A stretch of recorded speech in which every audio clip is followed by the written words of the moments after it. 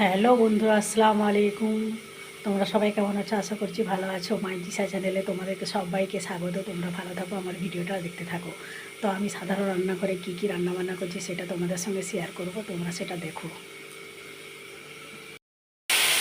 এই যে আজকে বিভিন্ন রকমের সবজি আছে। এই যে আছে শীত পালং, আলু, বেগুন, শিম, তারপরে হচ্ছে বিনস, আর এই যে এদিকে হচ্ছে শুকা মাছ দিয়ে হচ্ছে রান্না হবে। আর এদিকে হচ্ছে আলু, গাজর, ক্যাপসিকাম ভেজে নিয়েছি। এদিকে যে ফুলকপি ভাজা চলছে, এদিকে সব কুনানো চলছে।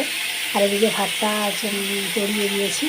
তো আমি আগে রান্নাবান্নাটা করে নিই। সাধারণ রান্নাঘরে কী রান্নাবান্না আজকে রেসিপি হলো সেটা তোমাদেরকে দেখাবো। তো তোমরা ভিডিওটা দেখতে থাকো, কেউ স্কিপ করে যেও না। আমি রান্নাটা করে নিই, তারপরে তোমাদের কাছে আসছি। টাটা।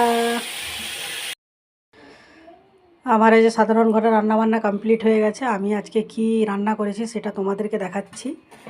এই যে ধোয়া উঠা এই যে গরম ভাত, আর সঙ্গে আছে লেবন, এদিকে আছে পাঁপড় ভাজা, এদিকে আছে একটা পালং শাক, শুকা মাছ, আলু, বেগুন সব কিছু সবজি দিয়ে একটা শুকনো শুকনো করে ঘ্যাট করেছি। এদিকে আছে এই যে শশা চাটনি, এদিকে টমেটো চাটনি, এদিকে হচ্ছে চিকেন কলজা চাটনি, আর এদিকে হচ্ছে ফুলকপি, আলু, গাজরের সব কিছু দিয়ে একটা মিশাল তরকারি।